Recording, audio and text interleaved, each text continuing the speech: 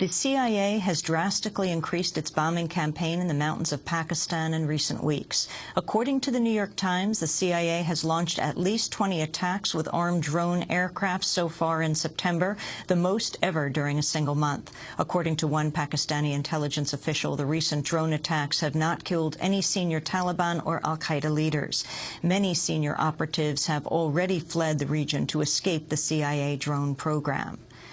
Meanwhile, U.S. Apache attack helicopters have carried out at least 3 airstrikes inside Pakistan in recent days, killing more than 70 alleged militants. Pakistan criticized the NATO operation, saying the attack helicopters illegally entered Pakistani airspace, but Pentagon officials said these strikes were done in self-defense. While the U.S. regularly uses pilotless drone aircraft for missile strikes in Pakistan, manned military flights across the border have been rare up until now.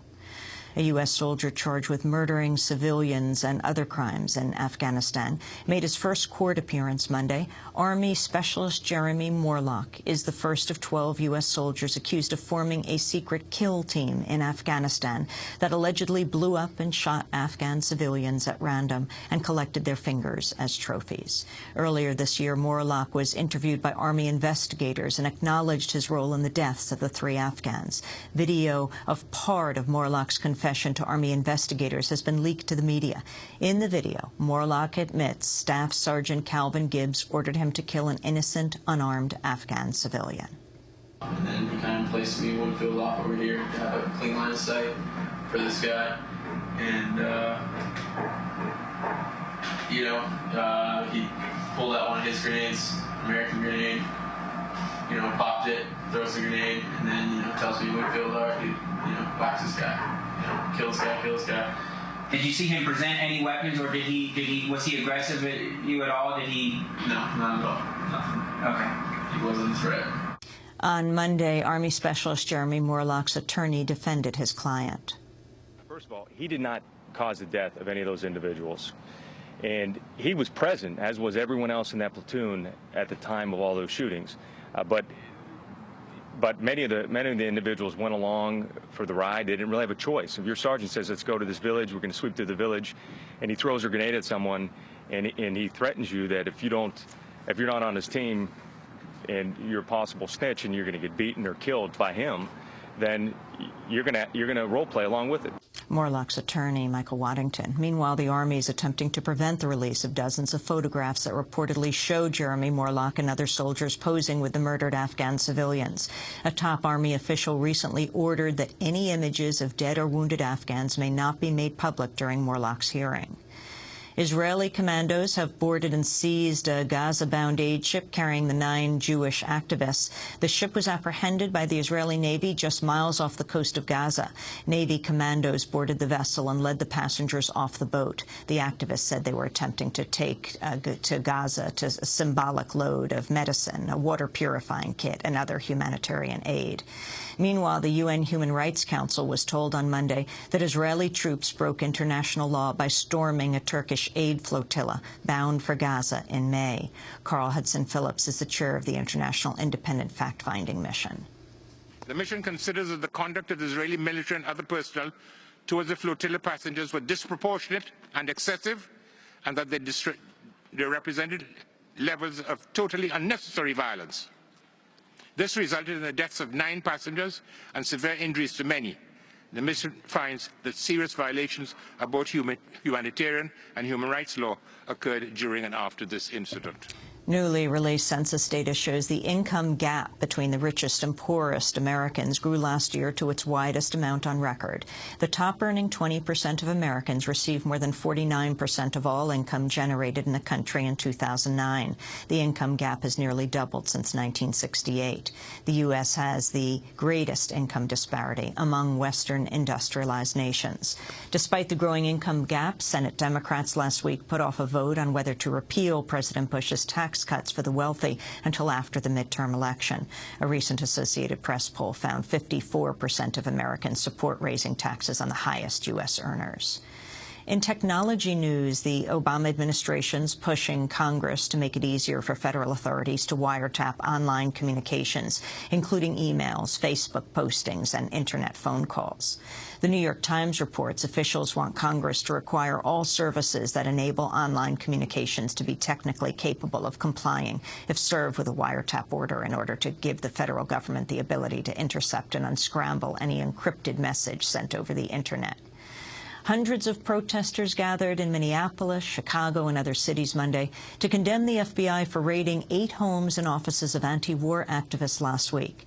Outside the FBI office in Chicago, protesters held signs reading "Freedom to Dissent" and "One Nation Under Surveillance." Targets of Friday's raids, including Hatem Abudaya, the executive director of the Arab American Action Network in Chicago. Visit democracynow.org for more on the FBI raids.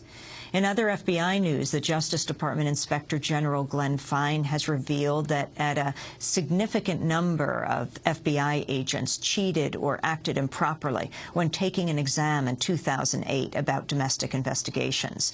The Justice Department has already identified 22 agents who cheated on the exam, but the total number is believed to be much higher. The White House Oil Spill Commission heard testimony Monday about the BP Deepwater Horizon disaster in the Gulf of Mexico. Commissioners expressed skepticism that the response to the spill was not impacted by BP and the federal government's initial underestimation of the size of the spill. Meanwhile, retired Coast Guard Admiral Thad Allen said that the government needs to clarify the roles that federal and local governments and companies play in response to future oil spills. Because of the uniqueness of oil and chemical spills, multi-jurisdictions, the fact that they go beyond state waters, there is a presumption in the Oil Pollution Act of 1990 that the federal government will coordinate this. That is not what the cities and counties and locales in the Gulf have been used to. For a large spill, they're used to the Stafford Act structure where the resources are provided to them and they execute them. There was a reconciliation that had to be carried out between the assumption of the role of the state and local governments as far as executing spill response and the responsibilities that we have under the law to execute the National Contingency Plan and our fiduciary responsibility to the Oil Spill Liability Trust Fund. In news from Latin America, President Hugo Chávez's Socialist Party has retained control of the Venezuelan parliament after Sunday's elections. Chávez's party won 98 of the 165 seats in the National Assembly. Opposition parties won 65 seats. Both camps have claimed the election results are a victory for their side.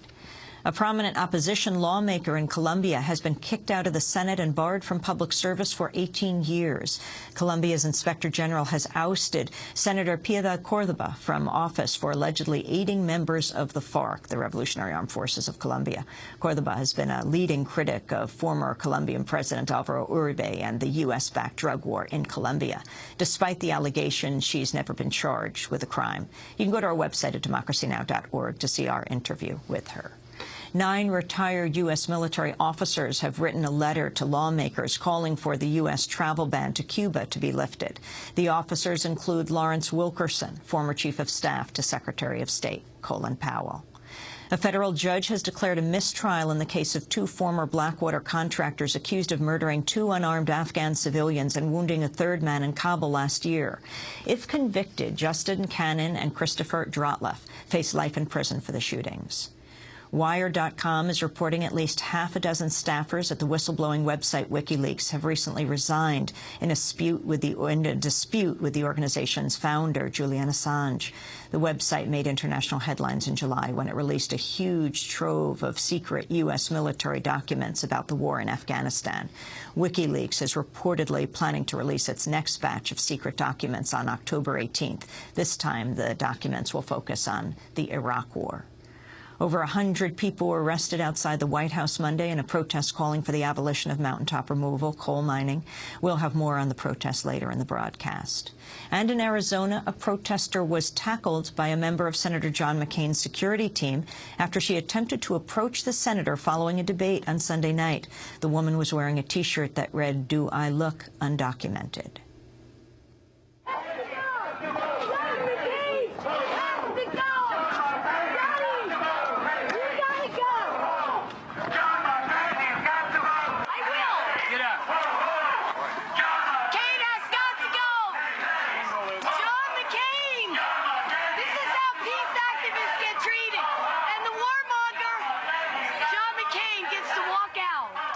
And those are some of the headlines. This is Democracy Now!, democracynow.org, The War and Peace Report. I'm Amy Goodman.